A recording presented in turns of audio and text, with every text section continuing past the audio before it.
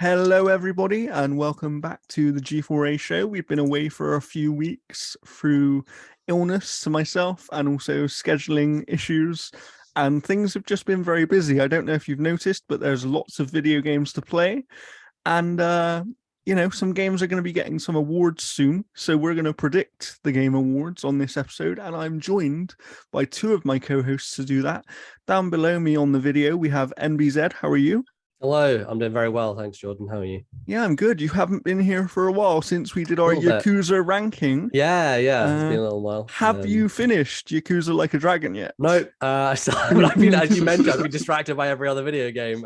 I will get back to it. I do have, so I've got off from work from the 9th of December until like the 3rd of Jan. So I'm That's just a nice amount of time. I'm just rock blocking video games for like 3 That's weeks one side straight. quest. Absolutely, yes, exactly. That's one Yakuza side quest. So yeah, hopefully I will. I'll get through it because I want to finish it before Ishin comes out next year. So yeah, I want to be caught up before then, basically. Great. So and of course, to my left, we have Jeff, the analog stick gamer. How are you, Jeff? I'm doing quite well. How are you doing? Yes, I'm good. As I said, been a little bit ill, up and down, very busy. I'm always ill in the winter months. It seems to be. It seems to happen to me because of my disability. I think that every other week I'm basically ill. Oof, so rough. it's just, it's tough. But also I'm just very busy. Yeah. So that doesn't help either. But of course, we've got a big episode today because we're going to predict who's going to win these awards. And if you don't know, the reason we're doing this is because it feeds into our Game of the Year episode, which we'll be recording, I believe, on 21st of December. We'll be recording that, so that'll be out a few days after that. And basically what we do here is whoever wins the Game Awards predictions decides our Game of the Year in the event of a points tie. Ooh, okay. I like it. All right. So yes, that will be happening. But before we do that, we should have a small little section about what we've been playing because there have been a lot of games recently. I'm going to quickly get out of the way. I have basically just been playing God of War Ragnarok. I have finished it, and me and Naman NBZ are going to be doing a spoiler cast at some point, probably next week if we can fit it in. And then Jeff, I know you've been playing a bit of God of War as well. You're about 17 hours in. Yeah, I've got it paused right here. I'm at 17 hours, 28 minutes, and 26 seconds. So, as you may not be on that spoiler cast with us, why don't you give us some impressions, spoiler-free so far? Yeah, I mean, I think the most damning thing that I can say is it's more 2018. Like it is, the developers have even flat out said that this is a PS4 game that just happens to run on PS5 extremely well. So, I mean, you're getting really solid performance out of it. Yeah. I've only had one glitch. To be PS4 game, yeah, right? I've only had one glitch where there was like a window that if I moved one way, it was a different background through the window, and if I moved one way, like the streaming hadn't caught up with it. I've had none. Luckily, like touch wood, in my 32 hours and 4 minutes of playing. Wow. I'll see if I can go back and duplicate that glitch so that you can see it. Yeah, that'd be interesting to see. Because even when I went in there and then came back, because it's that exact spot where there's that one thing still alive, and you have to kill the little thing on the other side of the window. And if you go all the way back out to where you can drop the bridge, if you move back and forth, you can see through that window, and the background changes all the time. Yeah, the only thing that happened to me was the game just froze completely. It was literally the end of a boss fight that taken me like 5, 6, maybe 10 minutes, and I was like, "This is not. This is So I had to reset the whole thing. But I literally had nothing. Oh yeah, it hard crashed me hard. Oh geez, like, my PS5 wouldn't turn on for like 4 to 5 minutes. Oh wow. Yeah, I thought I bricked it. Oh god. Well, so no, like it's. I mean, getting back on track. It is good. Like it's an absolutely solid game. I mean, I was not expecting anything less. Like it is a format that we've already experienced before in 2018. Like there are obviously some changes, there are improvements. It's a refined version of that game in a lot of ways. There's nothing that's been really impressing me to the point where I'm like, this is absolutely incredible. I think it is beyond great. I think it is very good. But so far, there hasn't been that part of the game that has impressed me as much as playing 2018 back when it had come out. I haven't had that moment yet with it. So one thing I will say, and obviously we will talk about this more when we do the spoiler cast, but I think one thing it has against it is it doesn't have the surprise element of God of War 2018. Yeah, exactly. So therefore, it's going to be harder for it to blow you away. But I will say that by the time I finished the game, I was blown away.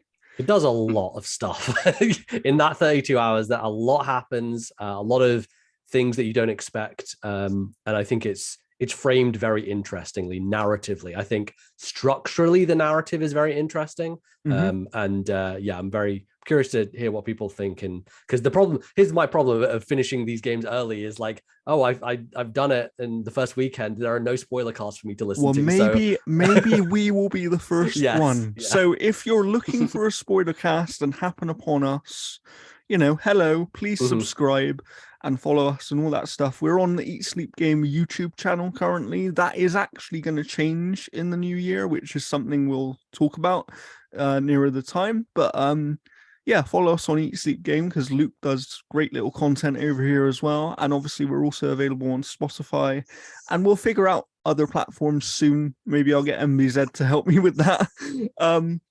But yeah, look out for our God of War spoilercast because it's going to be a big one. I think we have a lot to talk about with that game. And yeah, I was blown away. Like when I finished it last night, I just sat there for like 5 minutes and I was like, what have I just experienced? Yeah. It was outstanding. Jeff, quickly before I move on to NBZ, have you played anything else that you kind of quickly want to just bring up? Yeah, I mean, my reviews are out for pretty much all of them, whether it was Gotham Knights, Bayonetta 3, and Persona 5 Royal. Those have been the last 3 games that I've buried through. One of them is good. The other one's not so much. Persona 5 Royal is a masterpiece. We heard it back then, and it is just as bit now. It's my first playthrough through it, but it's fantastic, and I'm playing on Steam Deck. It runs absolutely brilliantly. I take it with me to work all the time and play it, and it's every bit as good as you've heard. It's available on pretty much every platform that's going to exist within the next 4 or 5 months. So it's out there. It's good. It's fantastic. I just wish that everything else I've been playing in the past few weeks was as good. Yeah, it's very hard to reach that level, right? Like, did you play the original Persona 5 or did you not play the original? I only played a little bit of it, but not enough where I played Royal and I'm like, oh, that's different. Like, I just got swamped with everything, which is weird because I mean, like, I have the Steelbook PS4 versions of both Persona 5 and Royal, and then I got a code sent for Steam because I wanted to play it on the Steam Deck so I could take it to work and whatnot. But nice. I haven't played it yet. I do want to play it. There's just so many things to play. It's a quick 130 hours. It's breezy.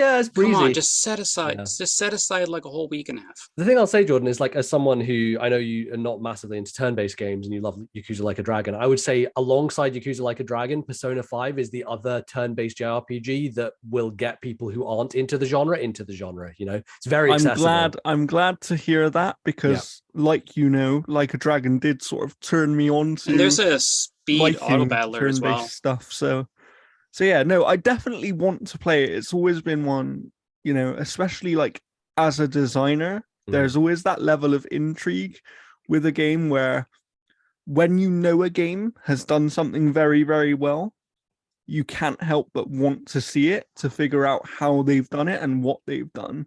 That's just the creative person in me. And then most of the time the game grabs me as well. And I, it's just, but I just don't have those kind of hours right now, unfortunately. Oh, I know. Like, I was debating on whether or not I wanted to jump into it just because I had so much stuff, and like I'm still holding off on a couple games that I've got already played quite a bit into just because to get that guy out. But for sure. No, it is every bit as good as it has always been talked about.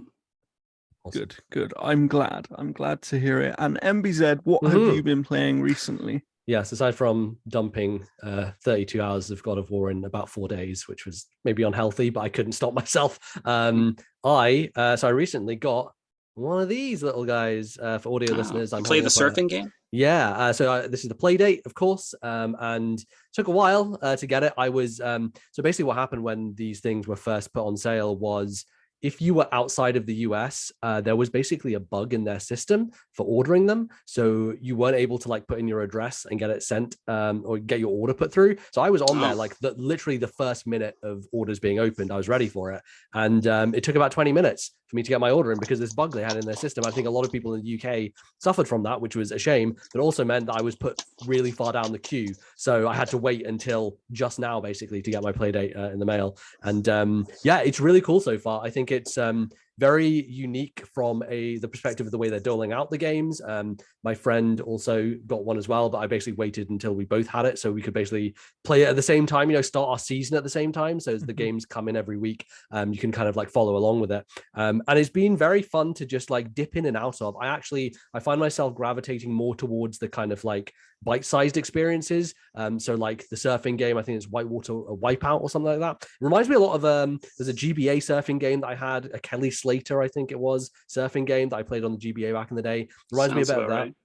And yeah, I've gotten decent at it so far. Like I feel like I found the rhythm, and it's a nice, like fun high score game before bed. So I've been putting some time into that. But also the first week of me having it just went past, so I got the new batch in, and Crankin's Time Travel Adventure, which is the one where you kind of like walking this guy along and avoiding things, like things will come in your way and you'll have to like duck out the way by using the crank to go forward and back in time, basically. And that has been really cool so far. I'm about 20 levels into that, and I think there's about 50 total. So all these games, they're not massively long, right? Like they're a couple of hours at maximum. There's a game called Casual Birder that I haven't jumped into yet, but seems more like a narrative, like photo taking game. But it just looks really cool. Like I think visually the screen is great. The only issue is it has no backlight, and I really don't. It's such an unforced error. Like I don't understand why. Like this thing is so like modern and technical in so many other ways, but there's no backlight. Yeah, maybe, but I don't know. This thing I paid £180, so I feel like it should have a backlight, so it has been a bit tricky. I have like a worm light for like reading books on my bed, so I've been using that to kind of help, but you kind of have to have it at a weird angle to like make sure it's like in the light properly. It's like the Game Boy Advance days when you had that little like thing.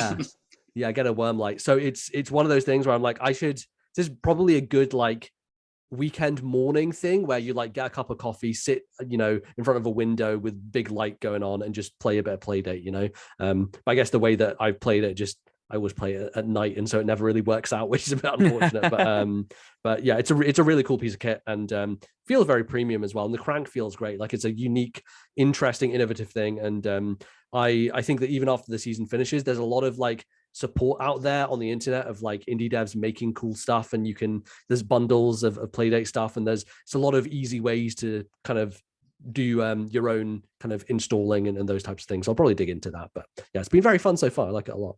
Nice. Sounds good. There's there's just a lot of great games recently, and I actually think that before we move on to our main topic, one thing I wanted to mention and something I've been thinking about recently is how this year has kind of been criticized for maybe not having as many AAA experiences as we'd like. But I actually think that conversation has unfairly kind of overshadowed some of the great games that have been released. And I just, in the last few weeks, I've played two of my favorite games of all time, and that doesn't happen very often.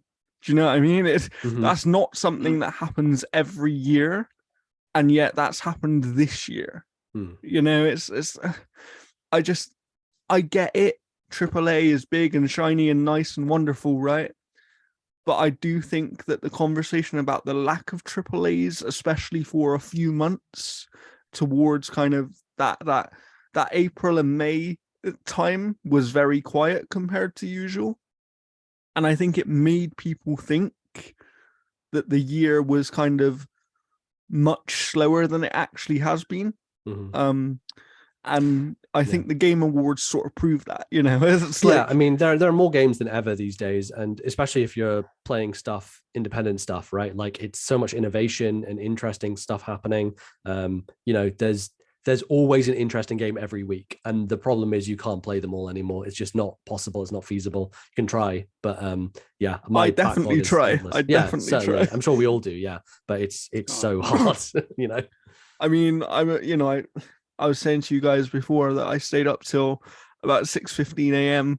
playing God of War last night to finish it, and it's just like, but that's because I had the time to do it, and I knew that I didn't need to be up today. Do you know what I mean? It was like, when you've got the time, it's great, and that always makes me think like how wonderful it was to be young and not really have anything to do, and then just play games, because, you know, I've got like 6 games I want to play right now.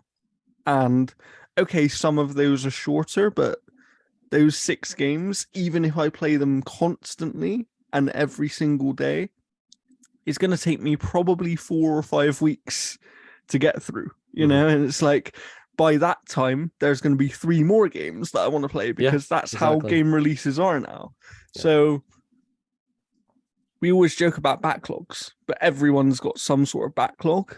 The thing that I try and do is to kind of not miss as many games as possible, because I think that sometimes, and I've been guilty of it in the past as well, where we'll miss a game, and then because it's gone too long, we sort of don't go back to it, because it's like, oh, we've missed the time, or we've moved on now. And it's like, but just because you missed the time for the conversation around that game doesn't make that game less worthy of your time. And I think that social media in particular has added this element of, oh, I have to be in the conversation about every brand new game. And it actually makes a lot of games get missed out on for people who would really enjoy them, just because they're chasing being in that conversation. It's very true. Well, it's like, I just put out my Persona 5 Royal review, and that's like almost a month out from releasing. Like, I don't tie myself into like the release date type of thing. I mean, I try to, obviously, if I get a code or something, but if I get a game that I, you know, like, I'll eventually probably review Sonic Frontiers. But I mean, like, it'll be well past where people have like purposely clicked for it. Yeah, totally. So I have a story about that before we do move on. I was meant to review Sonic Frontiers, and I was actually playing it for the outerhaven.net, and I literally ran into an accessibility brick wall with the game, to the point where I cannot play more of the game. And I'll be writing about that, but it was very disappointing, because the first few hours that I was able to play, I really, really liked. Like, I actually think this is a good Sonic game, and I think it's quite an underrated, based on the critical reception from other critics. I think it's quite underrated, and it might be the kind of Sonic effect, if you will, where I think that Sonic just leaves a bad taste for a lot of people. I mean, look, people have been given leave to think that because of previous Sonic games, right? It just doesn't come out of nowhere. But I mean, I played 10 minutes of it EGX when I was with you, Jordan, and it felt pretty cool from what I played. So, you know, I'm interested in checking it out. For sure. Let's move on to the Game Awards, because the nominees came out the other day. That's why this episode was delayed for a few days, because we knew the nominees were coming out. And I would like to say they're surprising, but I wouldn't. They're not really surprising. There's one. There's one that's very surprising, Jordan. All right. We'll get to that. There's one that makes no freaking sense whatsoever. So we'll get to that. Let's start at the bottom here. What is the first category for us, NBZ? So we're going to go through from top to bottom, so we end on Game of the Year. So the first category is Most Anticipated, which I believe is a fan-voted category. I don't think the journalists vote on this one. But the nominees are Final Fantasy 16, Hogwarts Legacy, Resident Evil 4, Starfield, and The Legend of Zelda: Tears of the Kingdom. Yeah. So I'll start with Matt P's prediction because he sent me his predictions. Sure. His most anticipated prediction is The Legend of Zelda: Tears of the Kingdom. And I would go along with that as well. Yeah. Although I think a clean sweep. I do think that Starfield potentially has a chance to take that award, but really it's out of those two games, in my opinion. I think Starfield had a trailer that didn't convince a lot of people that it was like a No Man's Sky-ish type of thing. Like if they had cut to what makes it like a Bethesda game, I think that we would have a completely different answer here. But I think that the build up around Tears of the Kingdom is just too big. So yeah, my prediction for winner of that one is Legend of Zelda, and that's Matt P's prediction as well. Are you all with that? Yeah. Yeah, I'm going to say that as well. I mean, the only thing I would think is like if somehow some weird like massive Harry Potter fan base found these awards and were like, let's mobilize and vote, then the Snyderverse cut the exactly. The but I'm pretty sure if we're staying general audience, then Zelda's the very obvious pick. So yeah, I will go with that.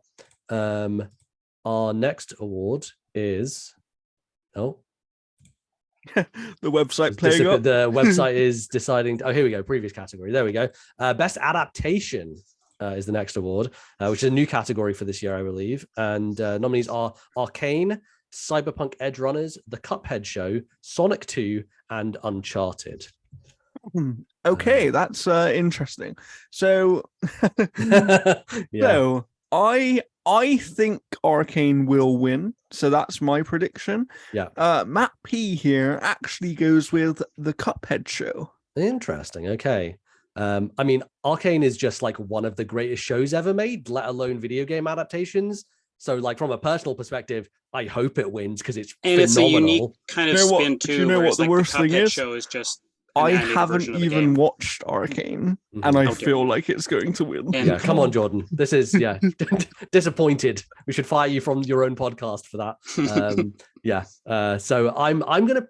The thing is, I think there's a shot that Cyberpunk takes this just because of recency bias, right? I agree. I agree. The only problem I have with Cyberpunk Edge Runners, though, is it's an adaptation of the world, not so much the game in a lot of ways. Yeah, totally. Whereas Arcane and Cuphead and well, I mean, Arcane and Cuphead are literally like video game translations of how the characters are. Yeah. And then there's Uncharted. But why is that nominated? I guess because they needed a fifth spot. We'll get to needing a fifth spot. Sure. Yeah. So all of us have said Arcane. Then is that correct, Jordan? You're Arcane as well. I am Arcane, and yeah, you are Arcane. Jeff is Arcane, but Matt P is The Cuphead Show. Okay, cool. Well, at least we have one differentiator there. Next category. Imagine that Matt P wins on The Cuphead Show. Yeah. Wins the whole Game Awards predictions. Yeah, exactly. Here we go. I hope I didn't skip ahead. I think it's Best Debut Indie is the next one. Yeah. So the nominees are Neon White, Norco, Stray, Tunic, and Vampire Survivors. This is a real tough category, I think. This is a tough one, and I think that for me, the conversation recently, even though I haven't played this game, tells me it's probably going to be Vampire Survivors. But because it's the only game I've played, I have to go with Tunic.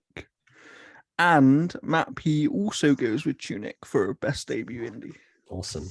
My heart wants Tunic to win this because I think Tunic's one of the best games of the year. I think it's just phenomenal on so many levels.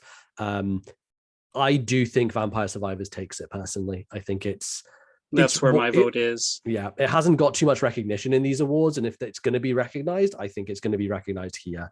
I think Neon White has a shout from certain outlets because I know there are certain folks out there who are big behind that, but I don't know if it has the wide love.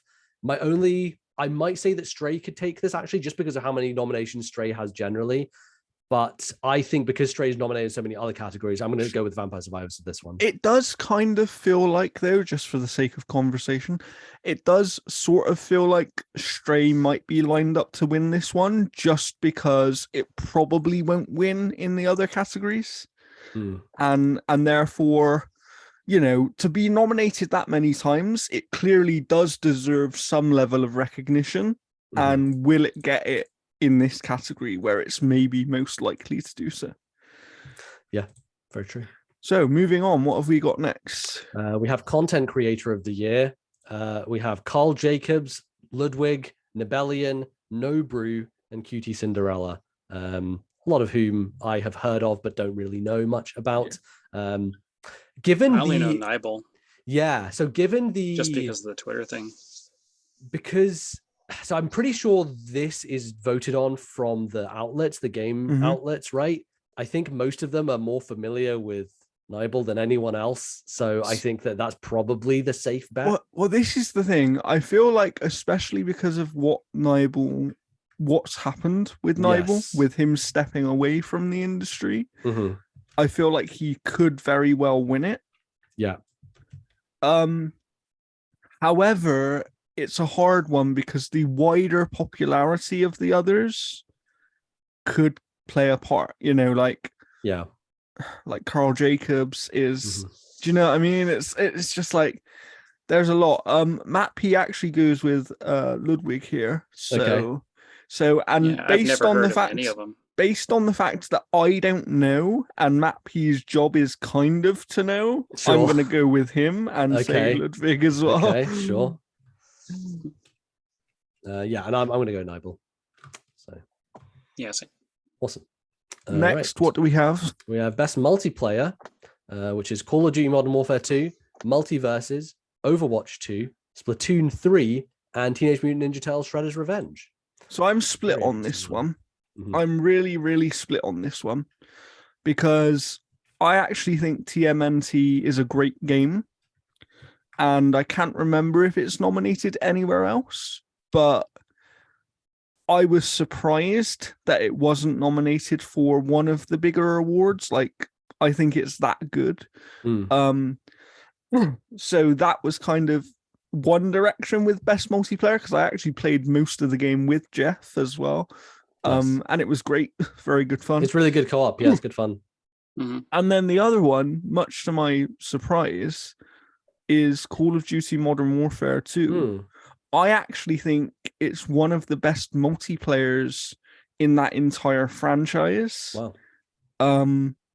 My only take with Call of Duty before you move on to another one, it has felt like the cross-gen that's forced on Xbox has led to so many cheaters on PC. Like, there are so many times where, like, I feel like there's aimbots or some type of cheating, and like Call of Duty would have been my vote here if I wasn't experiencing almost perfect levels of cheating in a lot of ways. That's interesting. So I'm torn, but just because it's the bigger, more recent game, I'm going to say that Call of Duty Modern Warfare 2 wins here. Okay. And Matt P also says Call of Duty Modern Warfare 2. All right. No, I went with my gut here, and because like I haven't played Overwatch 2 that much. The first map I loaded up was one from the first game, and I was like, what am I doing here?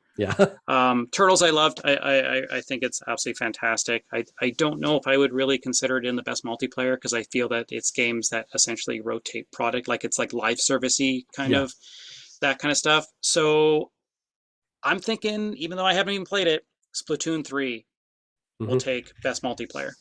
Yeah, I agree with you. Splatoon 3 is the one for me. The reason is Overwatch, I think, has had too much controversy. It's a lot of people think that it hasn't made enough changes, and there's been a lot of problem with Battle Pass stuff. Call of Duty, from a player side, I think, is different from the journalist side. I think players are happy with it, but I don't know that critics are as much. Multiverse is a weird one because I feel like there's a niche of people who are into that. And Mutant Ninja Turtles is like, I played that single player and co-op, and I think it's fun both ways, but I don't think... I've heard more people talking about Rumbleverse lately than Multiverses. Yeah, totally. So as a quick little comment on what you said about Call of Duty there, about the critical reception, it's interesting because it seems to be split, but it's weird because it seems to be split where there are people who like the single player element of Call of Duty but don't like the multiplayer, and then there are other critics that are kind of the other way around on it, where they don't like the single player but they love the multiplayer. So it's going to be interesting to see where those outlets go. And I mean, the nominations have also gone out too before Warzone 2.0. has even hit, because that hits today. So I mean, they do have time to change their votes as well too. They can change it up to the 18th, right? I believe something like that. Something like that. I think so.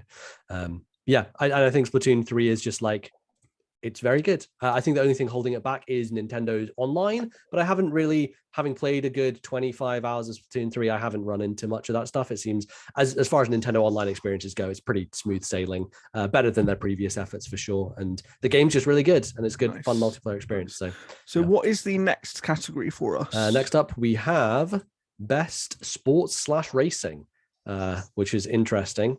There's one choice here for me. Yeah, I'll let you read the nominations. So first. we have F1 22, we have FIFA 23, NBA 2K23, Gran Turismo 7, and Ollie World as the nice. Which is, I would consider, more of a platformer than a sports racing game. But anyway, I bought that. Did not care for it.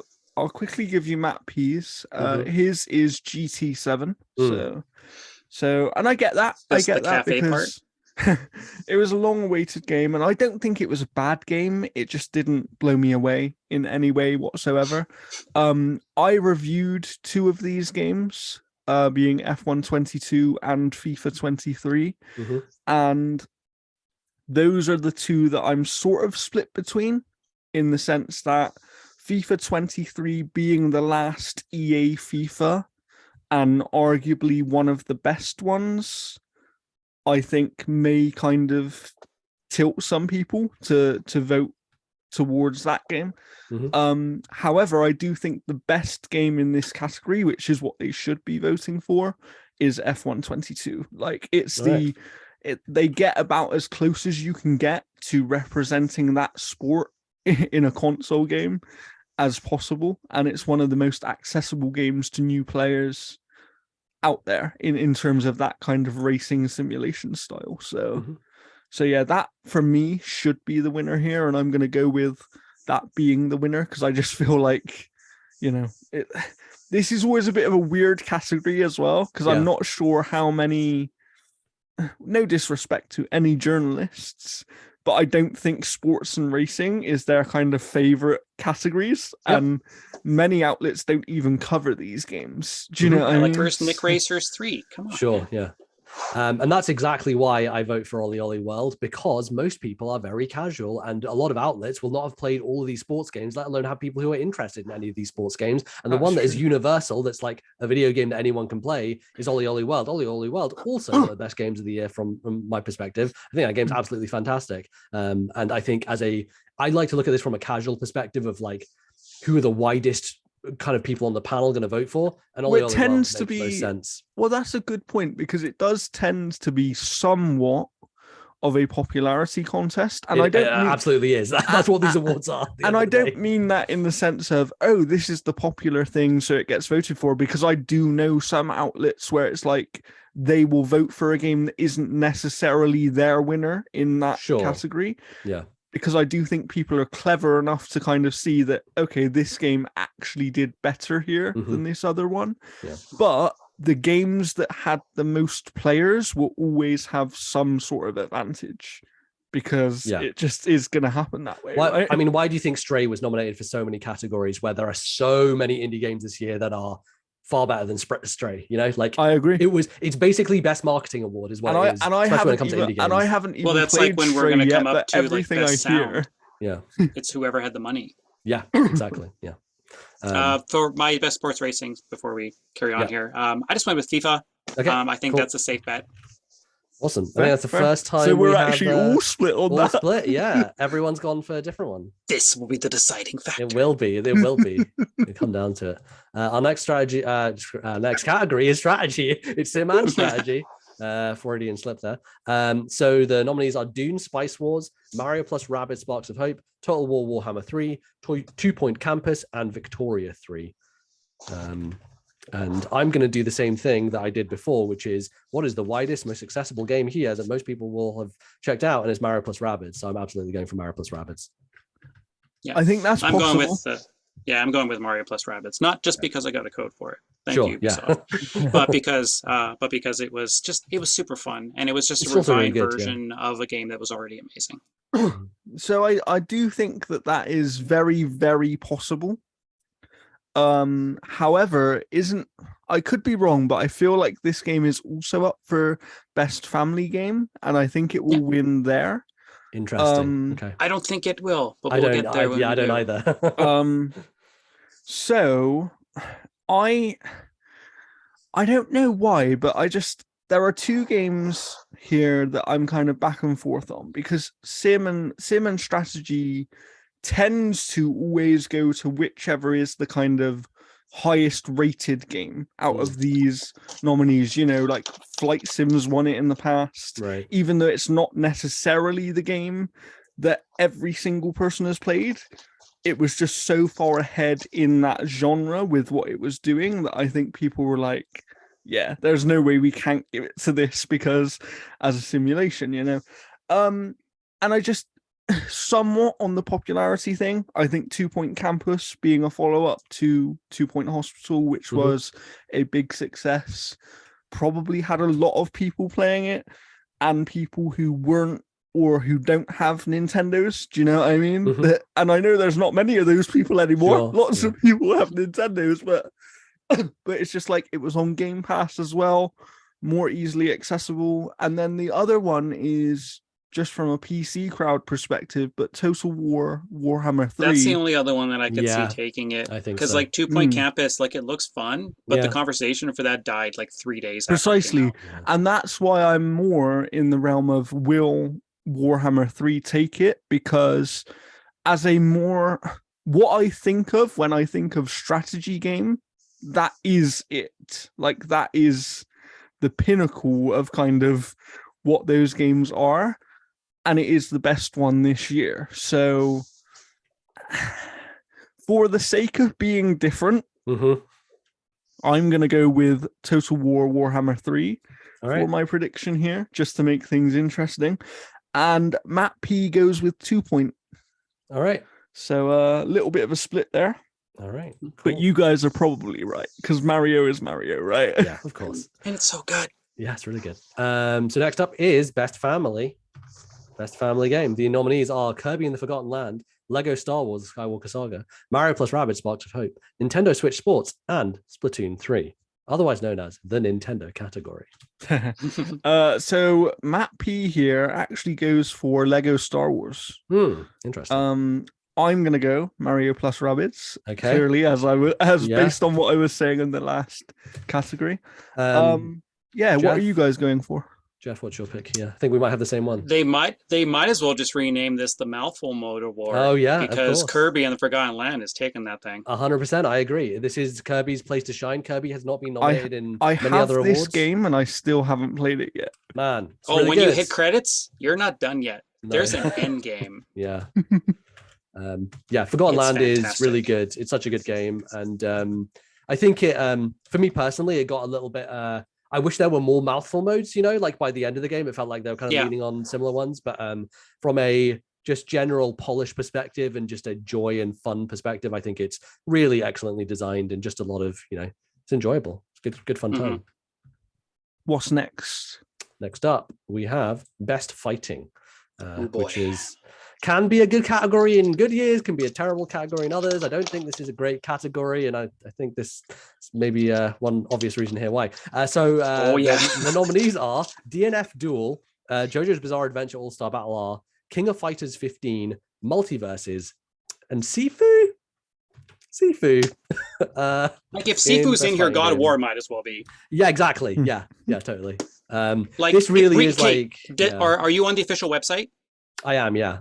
What is the subject of that award? Like the actual description of the award. It says for the best game designed primarily around head-to-head combat. Yeah. There's no head-to-head in Sifu. It's a single player game. Yeah. That was definitely we need an extra nominee here. 100%. Fighting game always gets to this though. Yeah. Them fighting hurts. Rumbleverse. Yeah, Rumbleverse. Literally a fighting game battle royale. Yeah. We also have the Capcom Fighting Collection, which is a remaster, same as JoJo. So I I don't know if I'm deciding whether I should go with Matt P here. He goes with multiverses for this one. Okay. And I get that because I think it had a wide appeal and it's easily accessible, all that kind of stuff. It's just a weird one because again, it's kind of like sports and racing game. Yeah. This is a very specific category for a very specific crowd. Yeah. And I'm wondering whether King of Fighters might be their game. Yeah. So I'm going to go with King of Fighters to win. Great. King of Fighters. We got Mai right here. See, I was going to go with King of Fighters, but now I feel like I should be spicy and go different. I think I might actually go multiverses just on the same idea basically as before with Ollie Ollie World, that like it's a wide appeal game for, you know, if an outlet's going to vote on this and they don't have a fighting game person, you know, multiverses is probably the one they're going to go towards. So I'm going to be different. I'm going to say multiverses. Nice. Next up, we have. Did Jeff give his answer for that one? Yeah, he said King of Fighters. Yes, King of Fighters. While showing a statue of, I assume, a character from King of Fighters. Right? Yeah, it's fine. Yeah. So next up is best role-playing game. One very close to my heart. So the nominees are Elden Ring, Live Alive, Pokemon Legends Arceus. Can we stop? No, we can't. We can't. Pokemon Legends Arceus, Triangle Strategy, and Xenoblade Chronicles 3. Okay, I'll give you that. Maybe we can't stop. All right. Maybe we can. Okay. All right. Yes, Jeff. See, this is what you're here for. I'm a man of culture. Absolutely. Agreed. So I haven't played Xenoblade Chronicles 3 yet, but I haven't heard one bad thing about another it. reason It's just like Persona. Set aside a whole week. It's 130 hours. Hasn't played Arcane. Hasn't watched Arcane. Hasn't played Xenoblade. Damn, Jordan. Busy man making video games. Of course, yeah. Jordan, I'm guessing you're just going to say Elden Ring. So, well, let me talk a minute. All right, okay. So Matt P goes with Elden Ring. Yeah. So that was, and I think that Elden Ring is the obvious choice.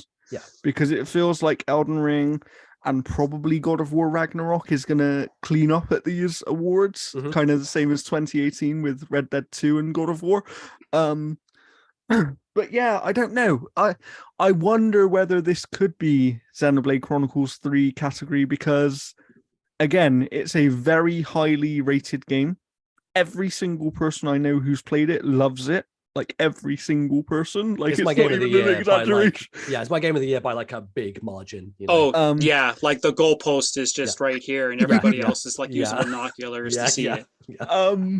So I do wonder, but I just think, and I don't know, right? Because I don't know how Xenoblade I know this one connected with the mainstream more than previous games, but I don't know if this one connected on that Elden Ring level.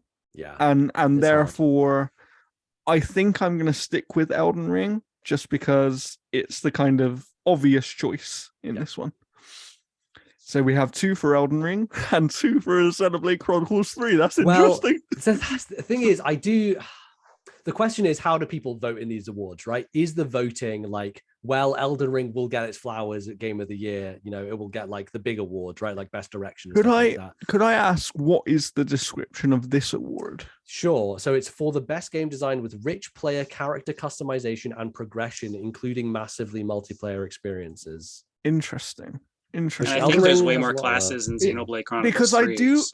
Because weirdly, I do think these descriptions, at least from the people I know who've voted before on these awards, I think the description does play a lot into how they vote in terms of if it's a category where they're not completely familiar with every game, or maybe they haven't finished every single game, they kind of use the description of the category. I think fighting disproved that, though. Yeah, it's a little bit.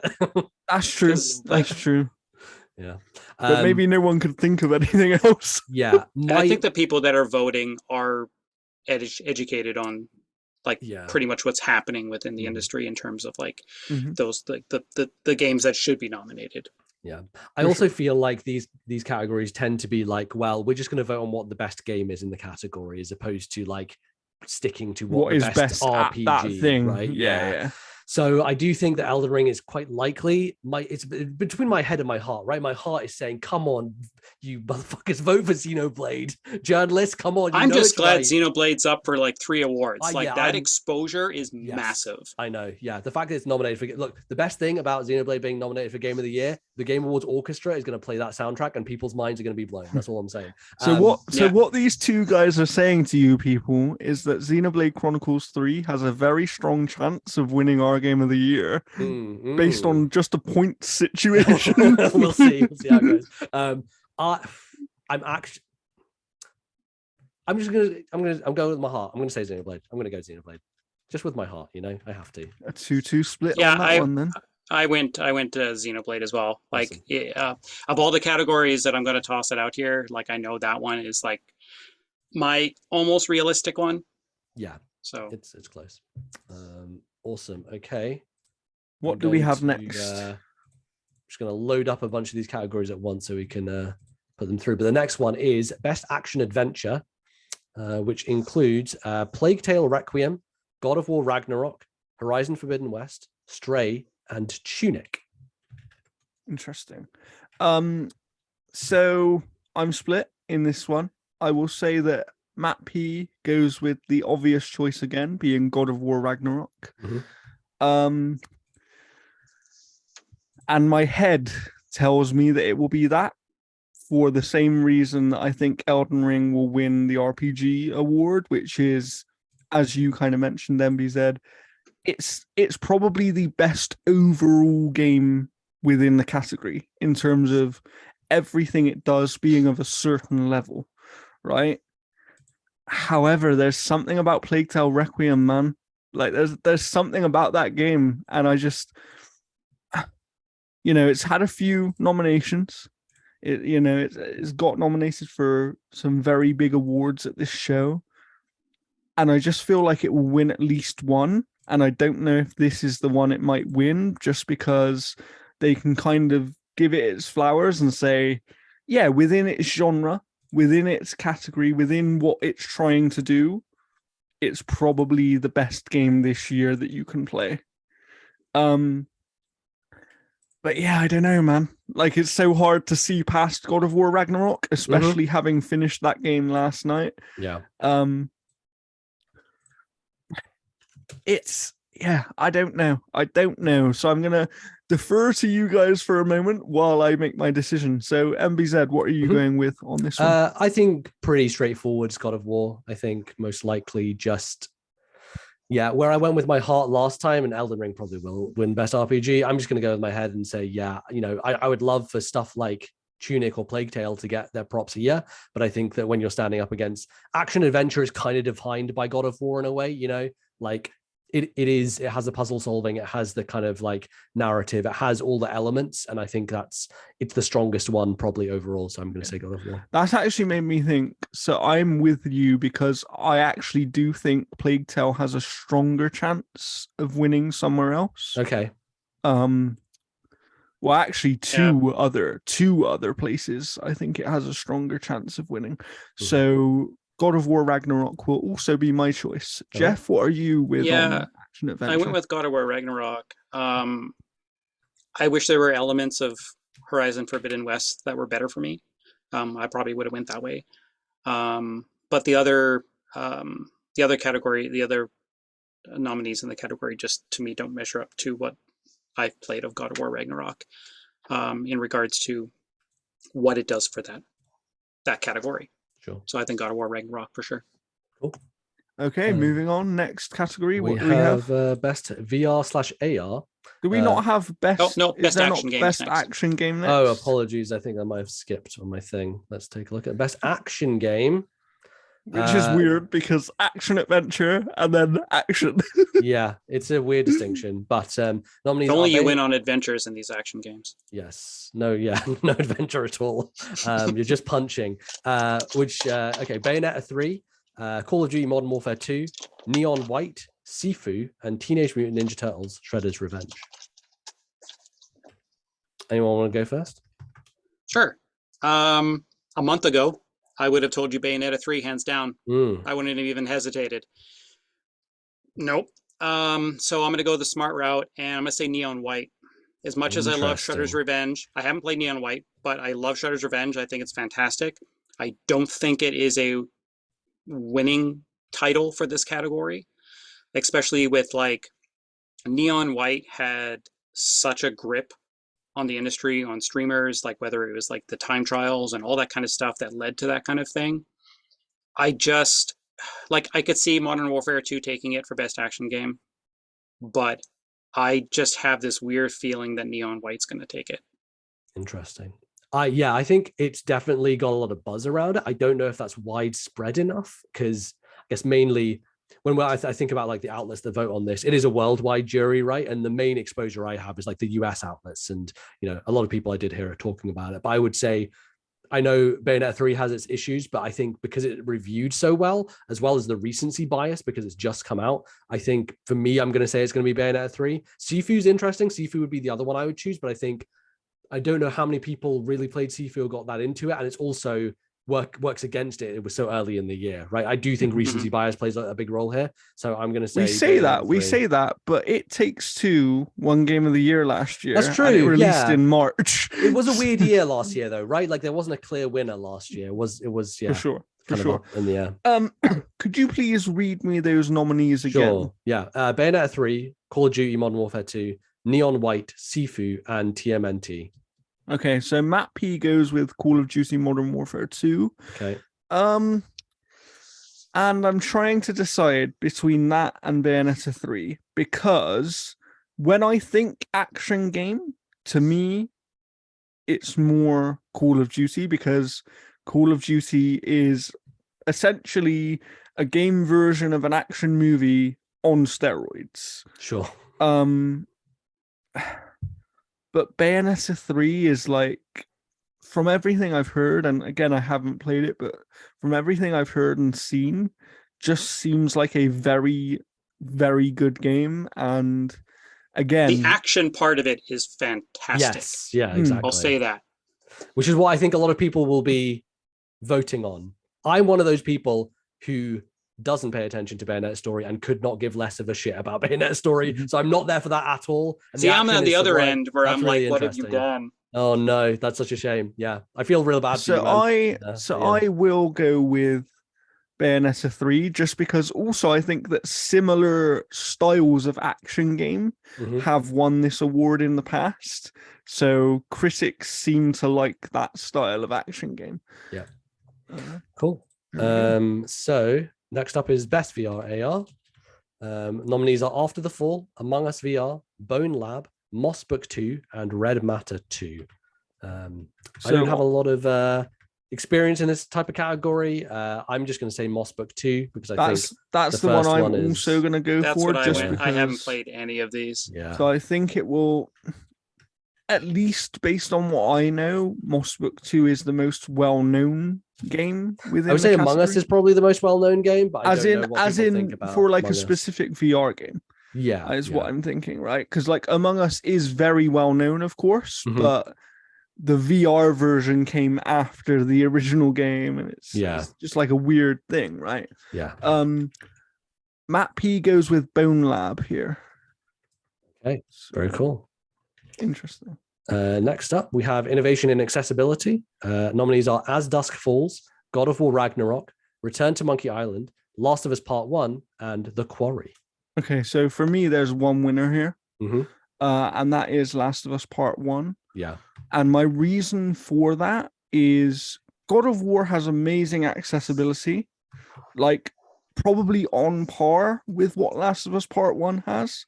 The difference is Last of Us Part 1 is in revisiting an older game and remaking it and adding that accessibility, they opened it up to a brand new audience who could never play it before.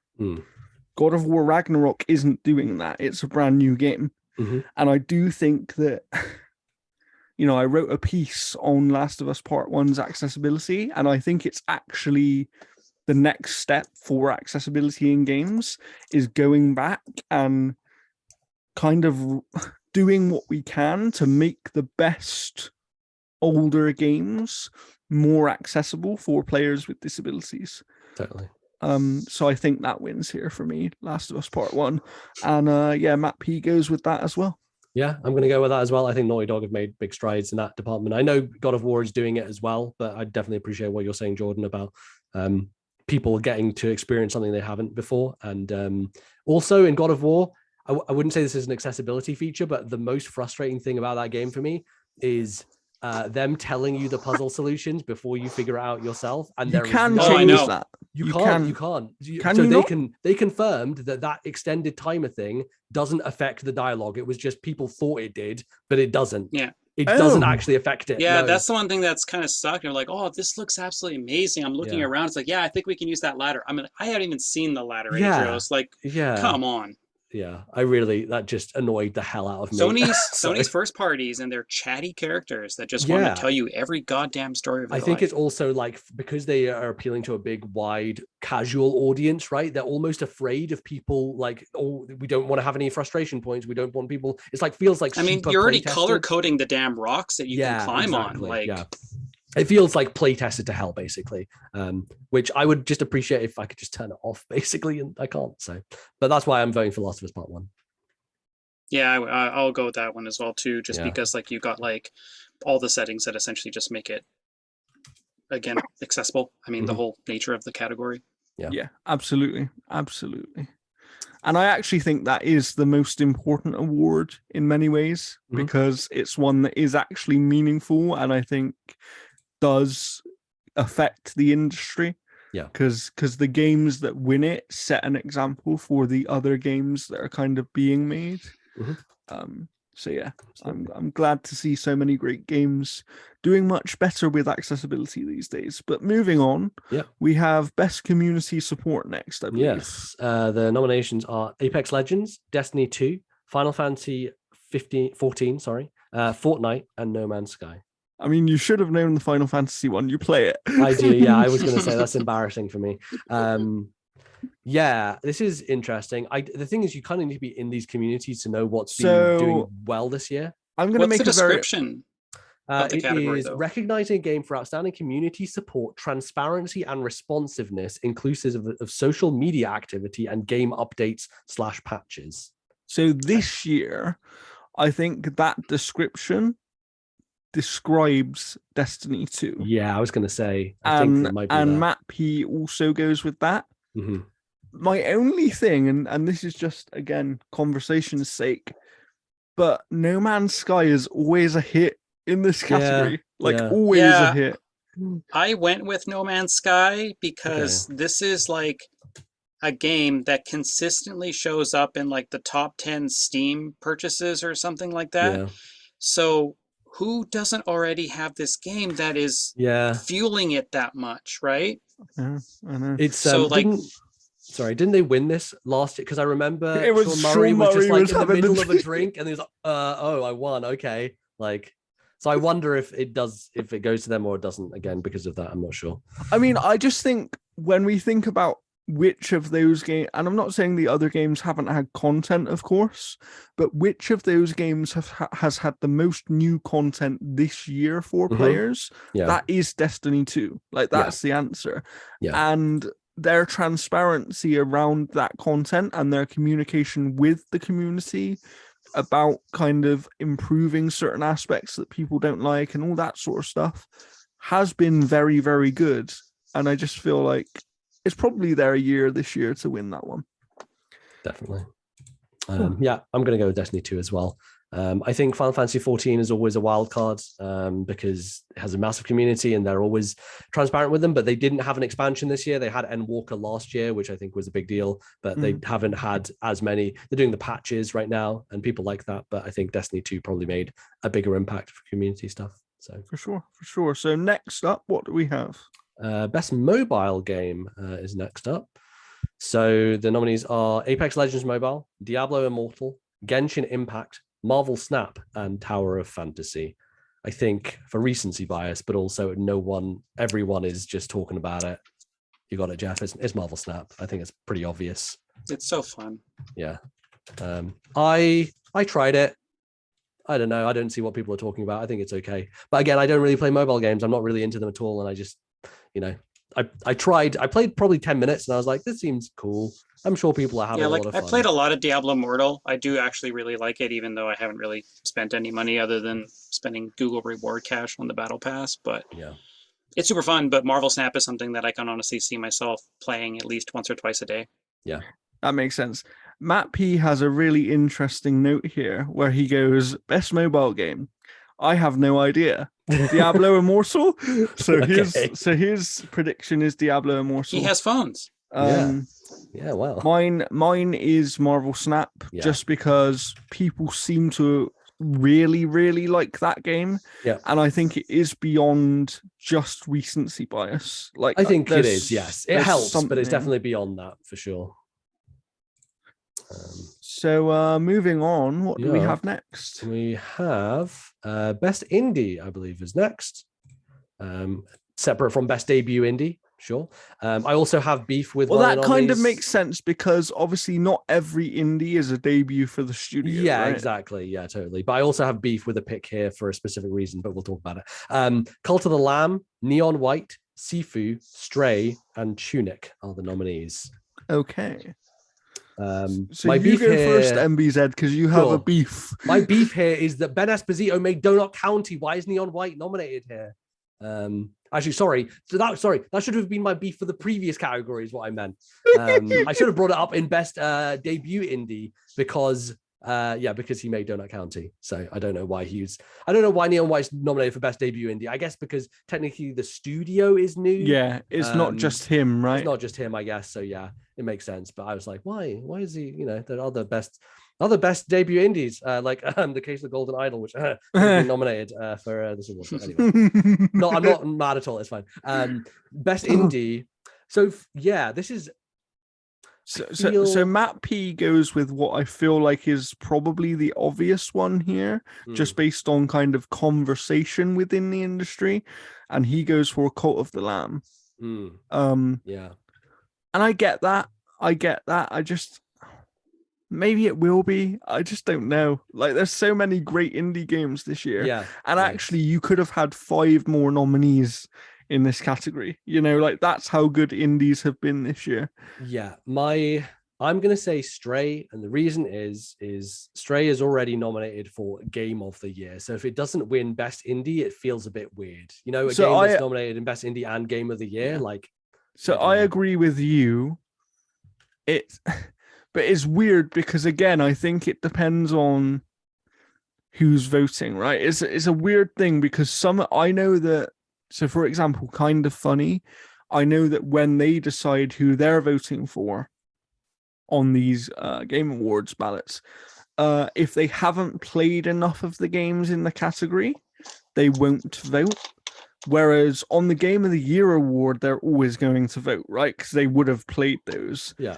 On the indie one, they might not. And I wonder whether other outlets could have a similar situation. Who would Kind of Funny played Xenoblade Chronicles 3 other than Blessing? Yeah, exactly. True. But yeah, I get what you're saying, and I do actually agree with you. I think it's going to be Stray for the win in Best Indie, just because I don't think you get nominated for Game of the Year and then not win the category that is literally your category. Yeah, like, it's a weird thing. But yeah, in a weird way, just because indies are great, I'd love to see something else win it. I would be over the moon if Tunic won this category. Tunic is a phenomenal game. Sure. Tunic has probably my favorite puzzle in video games. The end game of that game, figuring out the wider stuff that's going on in the background, is like, I stayed up until like 1 a.m. with pieces of paper scrawled with like madman nonsense on it because of that game. So we're both going for Stray. Yeah. Matt P has Cult of the Lamb. Jeff, what do you have on this one? Yeah, I'm going Cult of the Lamb. It's probably the most fun I've had out of the games that I've played here. Like, I haven't played enough of fighting game of the year, Sifu, but like Stray is good. like Stray is absolutely fantastic. I wish one thing would have happened at the ending, and that probably would have solidified it for me. But Cult of the Lamb, like it had the Twitch integration as well too, where you could like have people like joining your cult of like your Twitch audience and all that kind of stuff. So it had some really really neat things to implement there. But no, I just really love it, and I know it's probably not going to take it, but I'll do Cult of the Lamb. Do you know what I was surprised by? And I don't know, it might be because I can't remember if this game was published by Microsoft or not, but As Dusk Falls is an indie game, right? Like it's an indie studio. I guess technically, yeah. So why was it like, I'm really surprised that it wasn't nominated. Just kind of, again, that was one of those weird indie games where nobody I know who played it disliked it, and it really kind of caught people off guard. Obviously, some people didn't like the art style they had with that game and kind of the stop motion stuff, but it kind of leads me to this question I always have around indies, where it's kind of like when It Takes Two won last year, and people were sort of saying, "Oh, but it's not an indie." And it's like, yeah, I get that it's published by EA and it's supported and backed by EA, but the actual game is an indie game. Like they don't spend much money on it. It's an indie-sized dev team, and it's just like, it's just the definition, isn't it? And I think I actually go the opposite direction of you. Like, should we be calling Cult of the Lamb an indie game? It's published by Devolver. Can we really call Devolver an indie publisher anymore? Like they're floated on the stock market. They're worth billions, right? Yeah. Like it's kind of ridiculous. But that's kind of my point. I think for me, I have that sort of almost old school definition where to me it's about the studio and about the number of people working on the game and the money spent on the game. Sure. And yet it seems to be becoming more about the definition is defined by whoever your publisher is. Yeah, exactly. Like, and it's like, that's the thing. Is that even fair to these games? For example, something that I'm really looking forward to playing, Pentiment, right? Yeah. Yes, okay, that's an Obsidian game. And it has indie game energy, though, doesn't it? Right? It was made by 10 people. Yeah. Like, how is that not an indie project? Sure.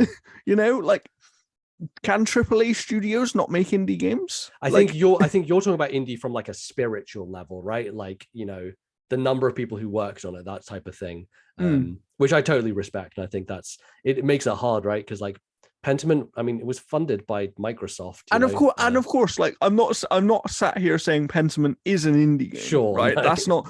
But I do think something like As Dusk Falls, made by Interior Night, is like, that is an indie game. Yes, they have a publishing partnership with Microsoft. So Microsoft paid for the game, but the studio itself is an independent studio.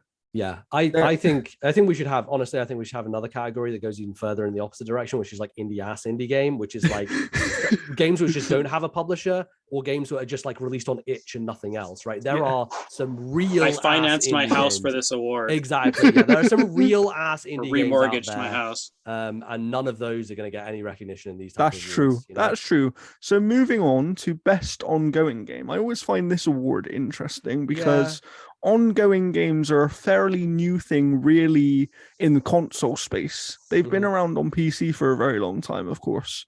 But in the console space, you know, we're seeing more and more ongoing, long-term supported games all the time. So who are the nominees for this category? They are Apex Legends, Destiny 2, Final Fantasy 14, Fortnite, and Genshin Impact. I think the exact same nominees as the community support category. And I honestly have a bit of trouble distinguishing between these awards. I think Fortnite is the only one that's different. I don't think Fortnite was in community support. Okay. No, it was. The only one that's different is Genshin Impact wasn't there. It was No Man's Sky. Right. Okay. Yeah, I mean, I don't know. So Matt P goes with Apex here. Apex Legends. Yeah, they've done good stuff this year. I'm actually gonna go different. Like on this one, I could go Destiny, but I feel like that's sort of too obvious. And I wonder whether it might be Final Fantasy 14, just because their expansion was post Game Awards last year. Was it? Oh, interesting. So technically that could play into like this expansion didn't actually get recognition last year. Didn't it win the awards last year? I can't. Maybe it was No Man's Sky that won this award. No Man's Sky won either community or best ongoing. I can't remember. It won community support last time. Yeah, for sure. So I'm gonna, just for the sake of being different and kind of spicing things up a little bit, I'm gonna go Final Fantasy 14 for best ongoing game.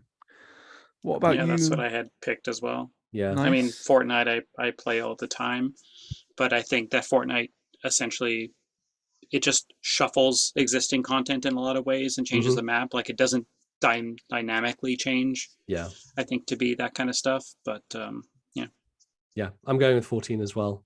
I think it should get its flowers in one of these at least. So that'd be good. Nice. Next up is Games for Impact, which it's kind of the Indie Award in a way. Another category that kind of recognizes. Although it's weird because every now and again you can get a very big game nominated in this category. Yeah, so it's rare. It's mainly because AAA games don't really delve into. Yeah, I didn't play any of these. Interesting. I have a very strong contender, but we'll get to that. So the nominees are A Memoir Blue, As Dusk Falls, Citizen Sleeper, Endling, Extinction is Forever, Hindsight, and I Was a Teenage Exocolonist. Okay, so I'm going to go for As Dusk Falls because it's the only one I've played. Okay. And I really, really like that game a lot. Sure. Yeah. And it deals with some really interesting kind of family dynamic stuff. Matt P goes for Endling, Extinction is Forever on this one, and I have no idea what that game even is. It is, yeah. It's the two foxes going through the winter and probably one of them dies, I imagine, because it's sad, that type of thing. I'm just guessing. I have no idea. So what is your strong contender, NBZ? The game which should win this award, and I think will, is Citizen Sleeper. Citizen Sleeper is like top of my game of the year list. Interesting. Like, it is absolutely phenomenal. I have that listed only because a lot of people that I follow on podcasts were like obsessing over it. Yeah, it's fantastic. So that's the only one that I saw that in any respect looked like something I might be into. Yeah, I mean, it's astonishingly well written. It has such an interesting, like, it almost feels like Persona or Stardew Valley in like that one more day type of thing, where like at the start of your day, you get to roll these dice and you use those dice to like do different activities. And you just have that feeling of like, oh, I need to do this next thing, so I'll just do another day. And you just keep playing. And like, for a narrative game to do that in such a cool and clever way, it's essential to play. I think it's fantastic. So yeah, that's mine for sure. So what do we have next? Sorry, did you give your? Yeah, Citizen Sleeper is what I went with because it's the only one I'm aware of. Lovely. All right. Next up is Best Performance. This one, So the nominees are Ashley Birch in Horizon Forbidden West, Charlotte McBurney in A Plague Tale Requiem, God of War Ragnarok for Christopher Judge, Malin Gage for Immortality, and Sonny Soljic also for God of War Ragnarok. Okay. So just to get Matt P out the way, he goes for Sonny on this one. Sonny, interesting. Okay. I am somewhat, until about 12 hours ago, I was somewhat torn on this award. And that is because of the ones I've seen. So I've seen all of these performances except for the one in Immortality. And they're all very good, in my opinion. Very, very good performances. And actually, I think that Charlotte McBurney, as Amicia in Plague Tale, is very strong. And did she play Amicia in the first game, by the way? Because I've heard they changed the accent. No, they went with different accents. It's the so same weird. actors. Like, why would they do that? I don't know. It's so strange. I don't know. But anyway. I don't know. But I actually think her performance was so strong that at times she sort of completely carried the scenes, and it was almost like a different level of performance compared to some of the other actors in the game. And I would love to see her get some recognition for that, of course. Mm-hmm. And then I finished God of War Ragnarok, and there are scenes towards the end of that game where Christopher Judge gives possibly the strongest performance I've ever seen in a video game. Like, some of those scenes are so emotive, and he brings out so much emotion by saying very little, but saying it in such a meaningful way. Motion capture helps a lot with that, right? Just the facial animations and that kind of stuff.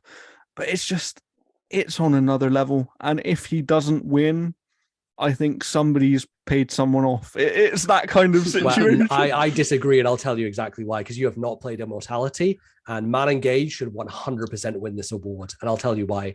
Immortality is obviously built around performance. It's a game about film and being filmed and all that sort of stuff. The level of the layers and the levels at which she has to act in that game is nothing short of remarkable, right? Like, she is playing a character who is acting in a fake thing as an actress, also having to act as that actress. There's another layer that's spoilery that I can't even get into, but there are like 3 or 4 layers of acting that has to go into that performance, and it is like remarkable the whole way through. It is absolutely top tier. So I should play this game if I like very strong performances. Yeah, absolutely, you should. Yeah, it's a just tour de force really of acting. And you know, Christopher Judge gives. Look, I'm with you. It's an incredible performance, but for me, there's a level above that, and Immortality does that. It kind of goes the level above, which is why I would choose Malin for this. So we have 1 for Sunny, 1 for Christopher Judge, and 1 for the person out of Immortality there. Jeff, who are you going with on this one? Yeah, like I kind of wish that Ashley Birch had a bit more to work with Horizon Forbidden West. I think she does. She's a tremendous talent, but I don't think that there's a lot in that game for her to really act on. I haven't got to any of the parts with Christopher Judge that you're referring to. So far his performance has been fine. Grunting been, a lot. Like, it has been like, you know, typical of what we're expecting from the role to be. You know, so I haven't got to like the big moments or anything like that, or like, you know, the big Avengers save moment where he comes in saying boy or something and all of a sudden the music kicks, you know. I haven't got anything like that. So I'm going to say Charlotte McBurney, for me, out of these names here, is the only one that I can confidently be like, yes, I've seen what she's done in this role, and then I can vote on it with complete certainty. Because Immortality is just the audio scrubbing part of it. It's just where I'm lost on it. It's not that kind of thing for me. I mean, I'm that glad and FMV games. I just I'm glad that one of us sort of supported Charlotte in some way, because her performance, you know, is a well-deserved nomination, whether she wins or not. And I'm sure that all of these people are very well-deserved nominations. So we all went for someone different on that one. Yeah, I so guess that could be a deciding category potentially. So what do we have next? Is Best Audio Design. So we've got Call of Duty Modern Warfare 2, Elden Ring, God of War Ragnarok, Gran Turismo 7, and Horizon Forbidden West. Okay. So Matt P goes for Call of Duty Modern Warfare 2. And I want to talk this one out a little bit, because I think God of War's audio design is fantastic, especially in combat. I think there's a lot of audio things that are done to help the player without having to actually see what's going on. But audio design is everything, right? It's sound effects, it's all that sort of stuff that adds to the immersion of a game as well. And we're not talking about music, that will come in a minute. But yeah, there's some very strong games in this category, and I actually think it is a tough one. Really hard, yeah. But I'm going to go with Matt P and say Call of Duty Modern Warfare 2 as well, just because I think they nail that audio every single time they do one of these games now. And that's kind of the one thing they do that is always top notch, regardless of anything else. So I'm going to support them on that one. Who are you going for? I am going to say, I'm going to actually go with God of War. Sound design is actually one of those things that stands out to me quite a lot. And for me, God of War really does an excellent job with it. It's hard with like Gran Turismo and Call of Duty because like, yeah, but then they always win these types of awards, I think. Like, how good can you get a car to sound? Well, it's like I think Forza Horizon 5 won it, right? Yeah, exactly. You know, like, so for me, I think Elden Ring has incredible atmosphere with its music, but I don't know if the sound design is quite up to God of War. And God of War, like for me, it's also maybe I wouldn't call stuff like, you know, when you're in combat and Mimir calls out people behind you, I would call that audio design in a way, like sound design, because it is. So and I think that's really clever, that stuff. And I also like the sound of the axe being thrown and just when you get it back and when you call it back, right? Yeah. We also had that in God of War 2018. Like it's a lot of the same types of things, right? Totally. Yeah, that's true. But I think actually the difference here, and I think this is why my brain is being tricked, is that the DualSense enhances that audio, right? To that audio situation. Which makes it's probably why it stands out to me is like, oh, I remember the feel of that rope, and part of that is the sound combined with the DualSense to like give me that, which is probably why it's standing out. But yeah, absolutely. So Jeff, who have you got on this one? Yeah, I mean, I probably went a little bit of a safe bet, even though I haven't played it. I'm going to say is Gran Turismo 7, and that's mainly because Polyphony Digital, like when they go whole hog on all this stuff, like they'll get sound working on a car to the point where they're like, oh, you know exactly how fast you're going in this car when you feel how the engine sounds and stuff like that. Like they go to that level of detail. Yeah. Whereas like, you know, the Call of Duty stuff, I'm sure is fine of them tossing a microphone and firing off a gun and stuff. But I think with how they kind of tinker with all the different pieces and stuff that you can do with a car and changing like certain levels of how the engine works, I gotta say, I just gotta go with like, I think a sure hit for me is Gran Turismo 7 taking it. Yeah. Fair enough. Makes sense. Next up we have best score and music.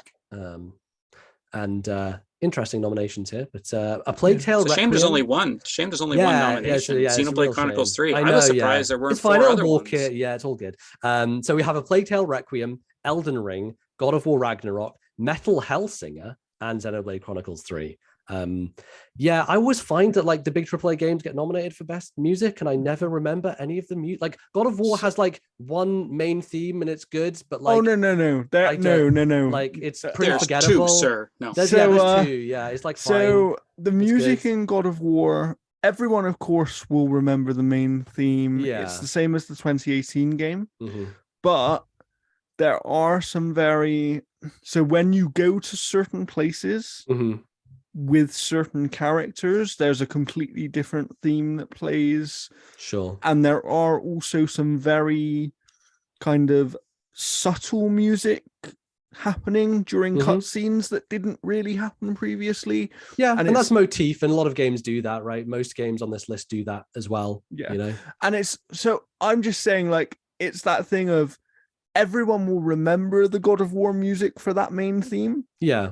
But that's not all it is, right? And I think it's got an excellent soundtrack. I just think that I don't know. I find that the best score and music category tends to just leave out scores that are much better because the game that I definitely think it isn't going to be here, and I don't know why. It's just based on the 15 hours that I played. Yeah, it just did nothing for me whatsoever. Is Elden Ring. Yeah, I mean, Elden Ring has a main theme that is just like it's similar to God of War. The main theme of Elden Ring is like, oh, it's a fucking banger. Like it really is. Like that main menu when I load it up. But yeah, like Elden Ring for me is very much atmospheric music. And I think it does a good job with that. But you're right. I don't think it stands out as, I wouldn't listen to that soundtrack in a car or whatever, you know? I don't know Plague Tale soundtrack. Do you have experience with that? So Plague Tale I really like. Yeah. I think it does a lot of very interesting things, especially being such a kind of focused linear game. The music is so important to the cutscenes and the story and the emotions you should be feeling and all this kind of stuff. But then even the music that plays during different gameplay sections completely heightens what you should be feeling during those gameplay sections. And I actually think the composer of Plague Tale is a bit unlucky because, in my opinion, he should have also been nominated for Dying Light 2. Oh, okay. Interesting. I will say the first Plague Tale playing at the moment, the music doesn't stand out to me that much. Like, it's okay. And I don't know if it's the same composer or not, but it's like, it's fine. You know? I think it's the same composer, but the music is definitely different. Okay. There's definitely significant. Well, they had more money, I think. Yeah, definitely. Yeah, a lot more. Yeah, so there is significant difference in the music between the first and second. But have either of you played Metal Hellsinger? Because I love that soundtrack. I've played a good portion of it. I think I'm at there's like 12 levels, and I'm at like 8 or 9. Okay, yeah.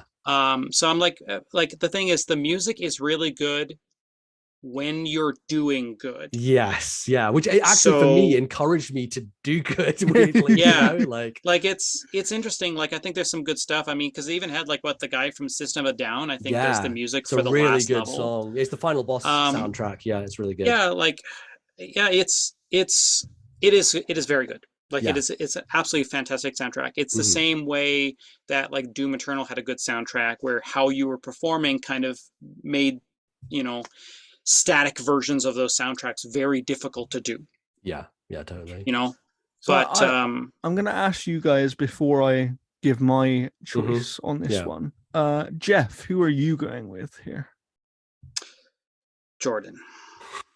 When you're in the heat of battle and you got a flame clock up there, and then a boss shows up and that music kicks in, you're like, I can fucking do this. Yeah. And that's all that music's telling you. Yeah. Like it is just kicked into gear. Like the first time that happens, the very first time that happens, and you're in that fight, the credits could have went up, and I'd be like, this is the greatest game of all time. Because that whole scene was incredible, and the music's just going, and everything's amazing. Like that game could have ended 17 times, and I would have been like, bravo. Like the music in that game is fantastic. Like it's paced perfectly when you need to, and it just gets you hyped up when some guy's like, you're gonna have to kill me to get past, and I'm like, I'm gonna do it. And most importantly, it is narratively prescient. Like it is like the narrative is built around the idea of music, the flutes, the way the flutes tie into the characters, the way they're used like ceremonially in the game, the way that moments, what I'm talking about, Jeff, chapter 5, holy shit. Yeah, the end of chapter 5 is like one of my favorite moments in all of video games. It's astonishing stuff. And the music, the way it heightens those moments, like Xenoblade, like, okay, all these other games, they're like on the basement. Xenoblade is fucking in heaven. Like that's how high above this soundtrack is. Like it is on another fucking level. I mean, I'm gonna go and listen to the soundtrack without even playing the game. Well, that's the thing. I think you need to play the game to like get the meaning behind the soundtrack. I get that, but I would say somewhat the power of a soundtrack is, can you listen to it without the game? Yeah, and I think you can. And I think this entire I think you can, but I think you miss how emotionally it affects you, and that's where the music's really good. And if you just listen to like certain things, you're only going to get so much impact from it. Exactly. And that is interesting that you say that, because I'm still very split. And that is the reason why. The music does something with emotion in games, right? Yeah, as we know, and it's so important. And it's not until music isn't there that you realize how important music is. And this is one of the categories where I feel like Plague Tale might have a real chance. Like it might have a real chance, because for Plague Tale, Elden Ring, and God of War, I couldn't even tell you there was music playing. Yeah, exactly. I agree with that. That's interesting. These big AAA games, they just don't have memorable soundtracks. They really don't. Like Metal Hellsinger and Xenoblade are the only two I really have, like, they're in my head. I couldn't tell you a moment in any of those three where I knew music was playing. I know there's music playing. I understand it, but I could not tell you. I could not be aware of that music. Yeah.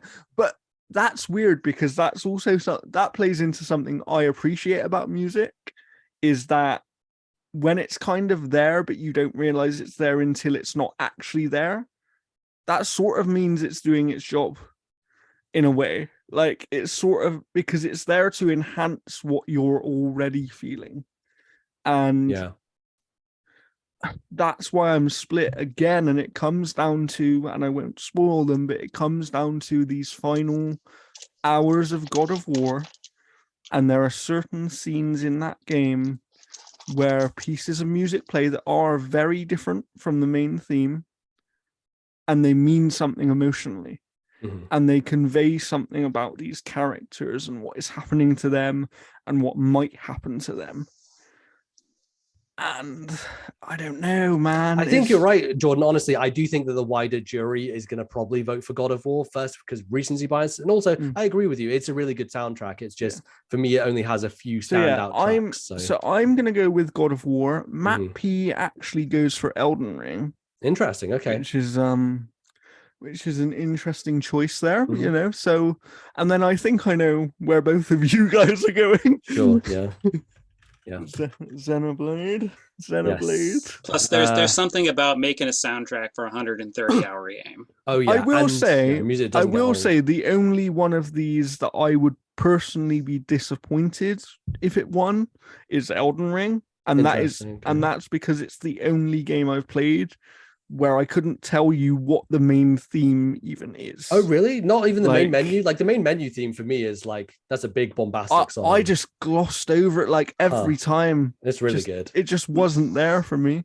Yeah. I would love, if I don't know if Xenoblade will win this, but I think it should win as also just as a representation of the entire series. This series has been snubbed by the Game Awards constantly, right? Time and time again. And it frankly, the first Xenoblade is my favorite soundtrack in a video game of all time, like bar none. Wow. And the music in this series is just, it's the best in the industry. It really is. Like, so I hope it wins this just as a representation for the entire series. For sure. So moving on, I believe next we have Best Art Direction. It is Best Art Direction. So interesting. So we have Elden Ring, God of War Ragnarok, Horizon Forbidden West, Scorn, and Stray. Weirdly, I'm not surprised to see Scorn nominated here. Yeah, it's like the one place where it will excel. I think the art direction is so much of what that game is, art direction and atmosphere. So I actually don't think it's an undeserved nomination within this category. Yeah. Could you read out the others again, please? Yeah, Elden Ring, God of War Ragnarok, Horizon Forbidden West, Scorn, and Stray. Stray is the last one. Okay. I'm going to go with Elden Ring. I am as well. I think it's from a visual, like from a creative art perspective, like the sights you see in that game, just the enormity of the world, the splendor, like the moments where you find a secret area and you're like, how big is this game? Like, it's jaw-dropping on so many levels. And I think it really has a distinctive style and it goes for it and it keeps it. If you said to me, if this was which game looks the best, I would have probably gone with Horizon. Interesting. Over God of War, huh? Yeah, wow. And the main reason for that is because God of War to me looks very much like the 2018 game. Yeah. Whereas visually, Horizon Forbidden West is a significant improvement over the first game. Yeah. And it just stood out, you know, like the characters look amazing. Yeah. I know some people don't like the hero lighting thing, but I actually quite enjoyed it. I mean, playing God of War, I actually saw a lot of textures where I'm like, oh, that's kind of a PS4 texture, which kind of like, I think that God of War looks amazing, like, and the environments, but the reason that I'm gonna go with Elden Ring though is because to me, art direction is about not only how good something looks, it's not just technical, but how right? the art leads you through the world and builds on what the world is. Yeah. And that is Elden Ring. Like Elden Ring is so much about its art direction. It's unbelievable. From character designs to environments. Aesthetics are vastly important. Like you can go raw graphical fidelity with Horizon Forbidden West. Like that is a game that looks absolutely fantastic, but it almost looks too good that I kind of get bored of some of why it looks so good. Yeah. You know, like there's I think there's limited returns on being impressed with that game 10 minutes later. Yeah. You know, like, because you've seen how good everything looks. Whereas, like, I look at Elden Ring and every hour in that game, I was like, holy shit, this looks amazing. Yeah. Oh my God, what's here? And then you go into another area and you're like, wait, what's this elevator going down? I'm like, what's going on? And then you step out and you're like, holy shit. Like, I had so many holy shit moments in Elden Ring because of how aesthetically stunning that game was. That as good as Ragnarok, as good as Forbidden West look, none of them have that holy shit moment for me because they are trying to do that every second. Yeah. And So I it think wears that's off a where little it bit, hurts right? it. Yeah. Yeah. So like Scorn, I don't see the art direction. I mean, yeah, it looks like Adria Geiger and all that kind of stuff, but talk to anybody who's really played it and ask them if they've got lost. Yeah. It's very easy to like not know if you're going backwards in a Right. hallway or something. Of course. And yeah, and you can like, put me in any square foot of Elden Ring, and I know exactly where I am because of the way that world is built. Yeah. Yeah. So did I say Matt P's nomination here? I don't think you did. He has Horizon Forbidden West for this one. Makes sense. So interesting. So we all went with Elden Ring, right? Yes. Lovely. Yeah, and one Horizon Forbidden West. Next up, we have Best Narrative, and we have A Plague Tale, Requiem, Elden Ring, God of War Ragnarok, Horizon Forbidden West, and Immortality. Okay, so again, to me, this comes down to two games for me. I played Plague Tale Requiem, obviously, back when it came out. I reviewed it. I gave it 5 out of 5. And on a story level, I actually think it's one of my favorite narratives in video games ever. Wow. Period. I think it's that good. And that game goes places, but it goes places that make sense within the world that it's in. And it does, and yet it still maintains very grounded human characters, even in some of the weird things that it does. And that's not often it happens in video games like that. And it just felt like a very human story about at its core, about a relationship between a brother and sister and their family and kind of, the lengths that you go to protect someone and how that would affect you potentially. And this for me is the strongest kind of place where Plague Tale could win. I think it's the strongest point of the game by far. Again, and then I finished God of War Ragnarok, and it's kind of like God of War Ragnarok might be the best direct follow-up that I've ever played. Like it's a direct planned continuation, which is something we don't often get in games, where it's actually a pre-planned continuation of a game. It was already written before the first game came out, all this kind of stuff. And it's so hard. It's so hard because they actually have a lot of, even though they're doing very different things, in a core story sense, they have a lot of story parallels.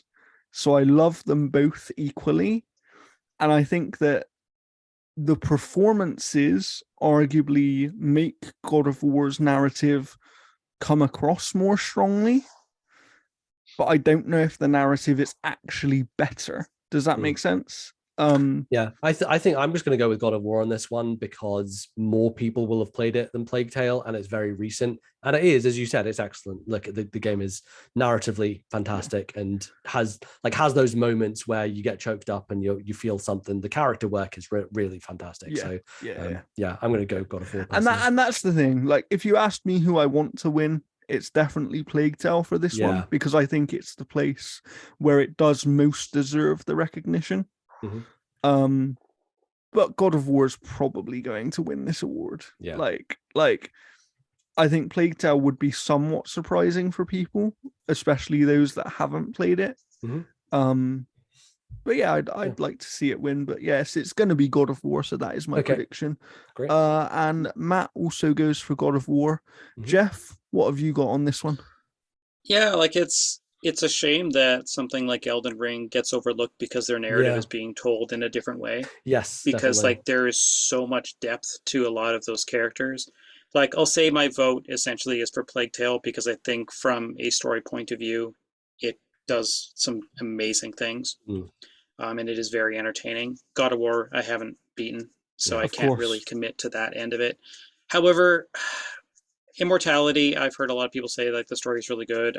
Again, it's not my kind of game, but the one outlier here that feels like it just does not belong is Horizon Forbidden West. I don't think the story is award capable, and I think that the best story that I have played this year by leaps and bounds Yes. is Xenoblade Chronicles 3. Agreed. That yeah. story is so freaking good Yeah. that it should be in this category. Chapter But 5 as alone, it's not, Chapter 5 alone is better than all these games combined, you know, like oh god, like I was like this the whole freaking I was chapter crying. Like I don't cry Like- at anything. Like yeah, that game's remarkable. I will say before we move on quickly, NBZ, that Yes. if you haven't played Plague Tale Requiem, you really need to play it. I'm very much looking forward to it because I'm playing the original on Steam Deck right now. I'm playing Innocence right now. So my intention is to finish Innocence and then I'm going to play Plague Tale on my PC through Game Pass. Nice.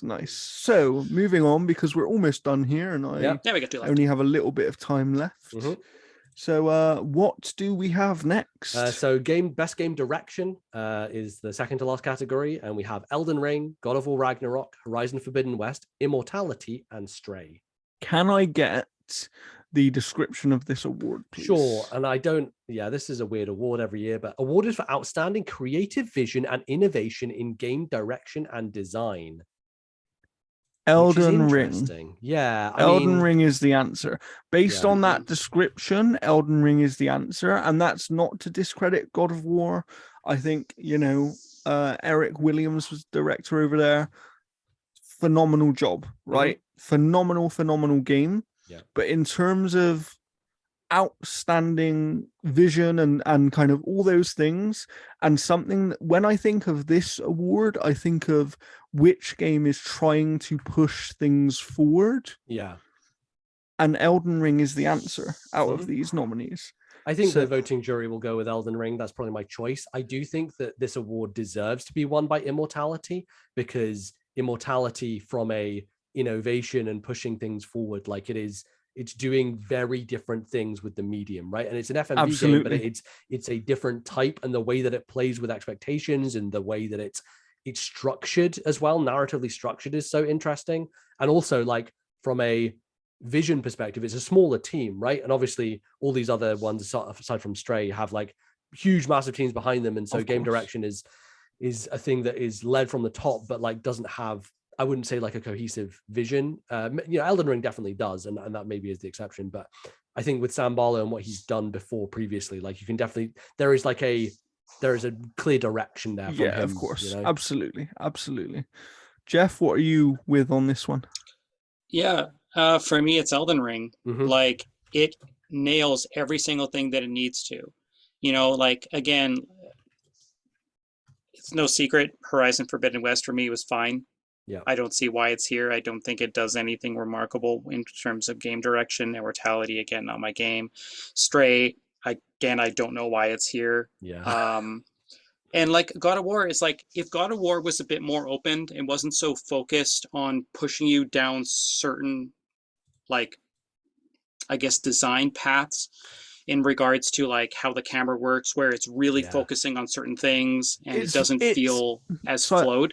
So I've seen some people describe God of War, and I know what they mean when they say this, but some people describe it as over-designed, where they know exactly what they want you to see. Mm-hmm. They make sure that's exactly what you see. It's a Disneyland ride. That's what it is. And there's no better, and I think, Jeff, you probably passed this point, but there's a log flume part, right? And you're going through and you're seeing like, oh, here's the chest over there, and that's like, oh, it's basically showing you like, yes, this is a Disneyland ride, and it is very designed. The wooden part. Yeah, when you're going the wooden log flume, and it's like, I'm way past there. I'm on a Disneyland ride, and also they're showing me the whole level before I go through it. Like, oh, look, we're gonna go over there to that door and that door, and then you go through it, and you're like, oh no, it goes in a loop, and then you push down the thing for the shortcut, like. It's so obvious and clear. The design is like in your face in that game. But the weird thing is that's also very good design. Yeah, because it's completely appealing. intentional. Yeah, I like it. Yeah, it's just for me, for like Elden Ring though, is it does that kind of thing in some respects, but in a giant open world. Mm-hmm. Yeah. Mm-hmm. So like it expertly again nails every single thing that it's doing. Yeah. I will say it kind of as plainly as I can about Elden Ring. I have never seen an open world game designed so well in terms of every aspect. It's meticulous. Yeah. It's pretty remarkable. It's weird. And this isn't a small open world game. This is a very big one of the biggest games I've ever played. There's huge chunks of games that people didn't even know existed because you have to use a secret item in a certain way. Yeah. Half of which you get from a man in a pot at the corner of a village that's like underneath a rock face above a poison swamp. Like, it is so, like, it's just hidden away. It's crazy. It's insane. So I'm glad we're all on that kind of train. But Matt P goes with God of War Ragnarok here. Interesting. Very cool. And then we, of course, have the big one next. Mm-hmm. Yes. Being Game of the Year. So what are the nominees? Nominees are Plague Tale Requiem, Elden Ring, God of War Ragnarok, Horizon Forbidden West, Stray, and the game that should win but probably won't, Xenoblade Chronicles 3. Okay. So I think I'll take the nomination. Yeah, I will take the nomination. 100%. I think that we all know that really this is a 2-horse race. Mm-hmm. Obviously, it would be lovely to have a shock.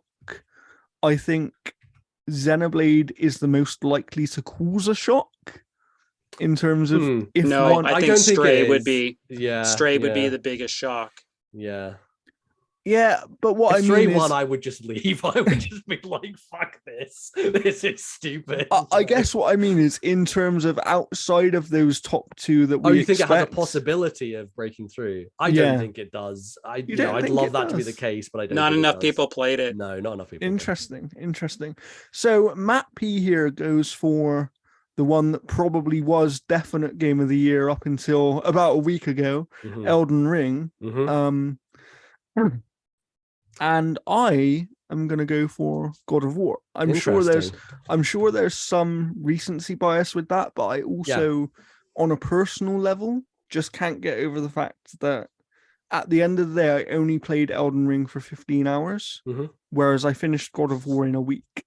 And there's so something about God of War held me, and something about Elden Ring did not hold me. And therefore it has that little bit of extra something for me. And I do think the recency bias will help it with the voting panel to some extent. So. Sure. I know everyone says it's a 2-horse race. Frankly, I don't think it's a competition at all. I think Elden Ring walks this without even sweating. Like, Elden Ring was talked about in such reverent tones. The way people talked about Elden Ring was like, it is the next coming of Christ. And I think the game is absolutely remarkable. The way people talked about Elden Ring is the way people expected to talk about Cyberpunk. Yeah, exactly. Like, it redefines things, right? And I think when it comes to this industry, the thing that people tend to reward is pushing forwards. And God of War Ragnarok is I'll say something. Game. Yeah. I'll say something on that though, because that's a really good point. And I generally agree with you. But in 2018, I would have argued that Red Dead 2 was probably the game that did more to push things forward. No, I disagree with that. I think Red Dead 2 is an old-fashioned open-world game, and it's an outdated Rockstar design. Is it though? Yeah, I mean, it is. With like, what all it the does mission with the design side is like quests. the mission design is super on rails. It's like it's so slow narratively.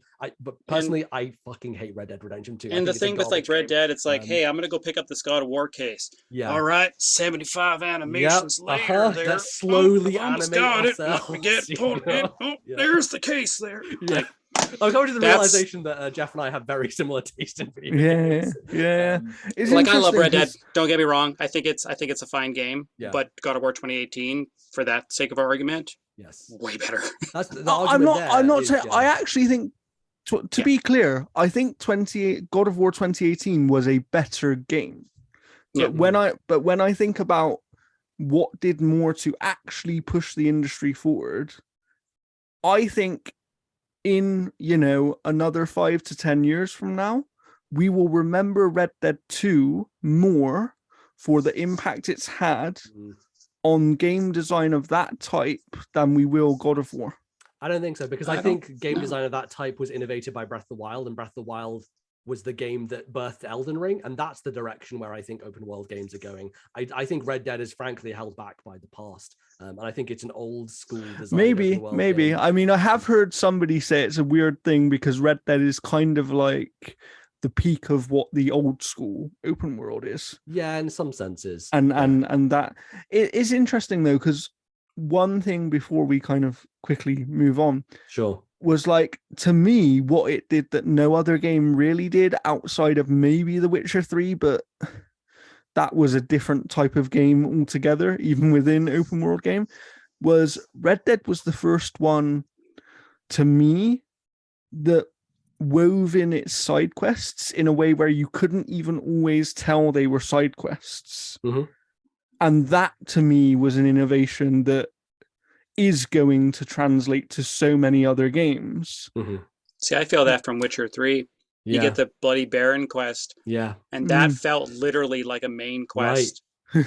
And the way that wraps into the other quest, I was like, oh, so super surprised when I'm in the marsh and doing that stuff. And I'm like, oh, this is connected, like that's a really cool moment. Yeah. But just to close that argument out, I think God of War 2018 innovated way above what Red Dead did. And I think that's why the industry rewarded it, is because we hadn't seen something with a no-cut camera, with this change in perspective and all that sort of stuff. I think it, in many ways, God of War 2018 outdid what Naughty Dog was doing in terms of, I think it raised the bar for that kind of narrative game in a big way. Well, do you know what? I actually would say that, especially after Ragnarok, I think that everyone talks up Naughty Dog, and Naughty Dog are great. Yeah. They're amazing. Mm-hmm.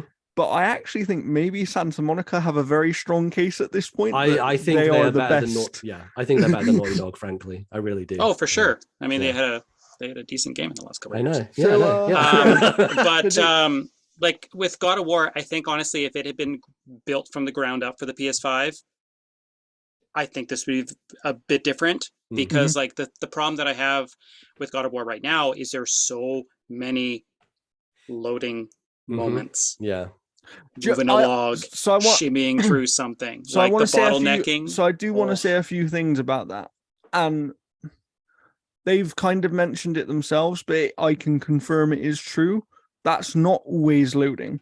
Yeah. Like some of that sometimes, but it's some of that is just a design choice where they are trying to pin the player in an area for the trying to create reveals, basically, of like, oh, now for sure. I mean, there's a lot of that, like again, where they're kind of doing that to kind of disguise that stuff. But I mean, that's it's its own thing. I do agree that obviously there is a lot of those things. I'm just saying that from a technical perspective, it's not actually a loading thing as often as you think it is. Sometimes it is just a design choice. And I think that it does bring this question that do we need to find a new way to kind of box players into certain areas and those kind of things that we want to do? But it's hard, right? Because games going back 20 years have kind of always been doing certain things. Like if you look at game design, it evolves, but it never truly changes outside of some very big steps here and there. I think it changes a lot when you have a lot of tech. So you get like the SSD, for example. Like I'm more excited for this upcoming Spider-Man because it's built from the ground up for PS5, right? Yeah, absolutely. But for my spiel of Elden Ring before we piece here, like the one thing that makes it my game of the year for this category. Yes. Because Xenoblade Chronicles 3 will not be dethroned. I don't care what releases in the next month. But for Elden Ring this was a game spoil your list, Jeff. This was a game that got people playing it that had no desire to. They'd be like, oh, I can't play Dark Souls games or blah, blah, blah, blah. And I mean, like, I beat Elden Ring. Like, out of the 182 bosses or whatever there was, I've probably beaten 150, 160 of them. Like, I've cleared out those areas. Now, I went about it very different way when I started it. That gave me a leg up that most players probably won't have, because I sought out the how to get OP early. So I had a very huge leg up in going into certain characters. So it made me be able to enjoy that type of game. But then you would see tons of people playing it that was their first Souls game. You take a look at God of War and it has an appeal of you're going to play it or not. Whereas with Elden Ring, it was a game that people had no intent on playing and suddenly just got so sucked in by it. So it almost actually did what the 2018 God of War did for some people. Where I know with 2018 God of War, there are people I know regular action games doesn't have that same hurdle of the difficulty where they weren't going to get into it. But what I mean is that 2018 God of War, some people saw that and had no intention of playing it, and then they played it because of how good they heard it was and all these kind of things, right? And Elden Ring, I think, did the same thing where people... I think there's some connection to what you're trying to say there, but I don't know if it's the same meaning that I'm kind of putting behind it. I get what you're saying is where there is that mass appeal that gets people playing it. But I'm saying like an entire genre that they had no interest whatsoever in getting into. That's true.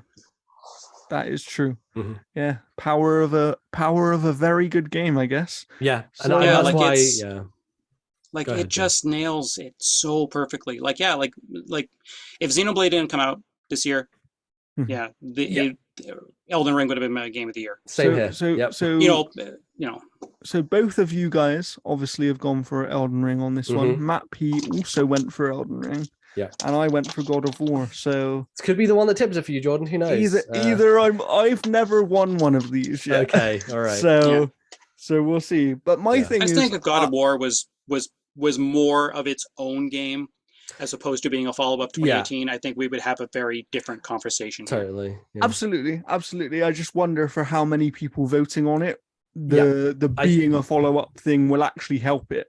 I think it's the things that will help it is number one, recency bias, because that's always the biggest factor in these awards, or at least one of the biggest factors. But also, it is just a mass wide appeal game. So even though Elden Ring was played by a lot of people, probably most of the industry, there will still be people who didn't play Elden Ring because they were still like, oh, it's still a Souls game, and they will have played God of War, right? So it's just a more widely appealing game. I do want to ask you guys one very quick question before we go away, and that is one prediction for an announcement that you think you will see during the show. So if you have one, and it could be anything, it can be as wild as you like, but I'm going to spice it up. Okay. That if you're right, you get an extra point. Ooh, okay. So you may be able to win just by having a correct prediction of something shown. I think that we'll get a trailer for Zelda. I think that Nintendo will give Jeff something this time, and we will get a Tears of the Kingdom trailer, a big full-blown one, basically blow the doors off. Interesting. Yeah, see, like I mean, I'm looking forward to Tears of the Kingdom. Don't get me wrong, but if there's no dungeons in the game, oh my god, that's going to be an 8 out of 10 right there. I don't care what it does. So, Jeff, do you have a prediction for something that will be shown? Honestly, if the WB drama wasn't going on with all of the studios and everything like that, I would probably say the Wonder Woman game, because that's been a while since we've heard about it. Yeah. Is that the Mordor team making that? Yes, it is. Yeah. Like I'm surprised. I'm surprised you're not going for something like a Starfield release date reveal, Jeff. Oh yeah. I don't know if Microsoft is 100% wanting to commit to a date right now. Of course, I'm just saying, like, knowing you as a gamer, I'm surprised that that's not where I don't know. I'm trying to think of like what we would be like a reveal, like whether it's something that is like incredibly expected. Do you think we see anything from Sony? Shock. Anything from Sony that we haven't? Because at the moment, all we know about officially for 2022 from them is Spider-Man 2. I'm gonna go with Spider-Man 2, just because I don't know if the WB game is along far enough with all of the stuff that's going on. But okay, I'll do one official one and then one other one. Okay. The one that I don't want the point to count towards. Okay. Is I think we're finally going to see what NetherRealm is working on. Okay, interesting. Because they have, you know what? I'm going to go that. I'm going to go that. That's my point. That's my point. Yeah. What NetherRealm is working on will be revealed, because they have been a Game of the Year awards showpiece. Yeah. Every time. So I'm going to say what NetherRealm's working on. Yeah. So I have a prediction, but how specific do you want me to get with it? I don't think you have to be too specific. Mine was just a Zelda trailer, right? So okay, so, and I don't know, to be very clear, I absolutely do not know. Industry knowledge, we got it. Yeah, wink, wink. I think we will see one of two things from Remedy, and it will either be Alan Wake 2, and we'll have some sort of actual game trailer for that, or it will be something to do with this Max Payne thing that they're doing with Rockstar. Because yes, Rockstar don't traditionally show up to these things, but that is a Remedy thing. They're completely in control of that. So I think we will see something from Remedy because they always show up at the Game Awards in some way. And I just think they're working on too many things right now to not have anything to show. You know, they've got Alan Wake 2, which supposedly is coming out next year. They've got the Max Payne remasters or remakes, and they've just announced Control 2 very recently. So, you know, it's just feels right for them. But I'm sure they're not developed, they're co-developing Control. Okay. Interesting. Yeah, I don't think they're the lead team on it. I think they're just I think they were, I don't know if it's like a contract thing, because they're working on it with somebody else. Fair enough. But yes, I think we'll have a very interesting show. We, of course, will keep track of these predictions. NBZ's written them down somewhere. And we'll see who wins, because like I said, whoever wins could get the all-important deciding vote in our Game of the Year episode, where we will bring 5 games each and we will rank them, and they will get points, and we'll see who wins. I feel like it's going to be a good year this year. Yeah. Of course. So thank you for joining us. As I said, we hope to be back next week with a God of War Ragnarok spoiler cast, if we can organize it and fit it in. If not, we won't be back till the following Monday, just because scheduling is a thing. Sorry that the episode is a bit later this week, but of course we had to wait for these nominations to be revealed and then decide all of that. And your community question for the week is, what do you think will be revealed at the Game Awards? So let us know in the YouTube comments or over on Twitter at G4A Network. You can follow Jeff at Necromancer, and also, what's your Analog Stick Gaming handle, Jeff? It's Analog STK Gamer. Analog Stick Gaming. So Analog STK Gaming, mainly because Twitter's like the words are too, like, I can't get enough characters in there for all of at Analog Stick Gaming. You're not paying Elon Musk money then? No. Oh God, no. God, no. I don't want to pay him money to fire more people. And NBZ, where can people follow you? You can follow me at Lord NBZ. You can also find on Twitter, that is. You can also find my podcast, This Nintendo Life, if you just search for podcasting apps and all that sort of stuff. Nice. Go and check that podcast out. It is a great one, and they will have lots to talk about soon, because there's a new Pokemon game coming out very soon. Yeah. And I'm sure we'll have NBZ back on the show to talk about that. So I'm buying that on Friday. We will see you all very soon, and I'm going to go and play Pentiment and see how that is, because it's been reviewed very, very well. Yeah. So thank you for joining us. Yeah. And goodbye. Bye.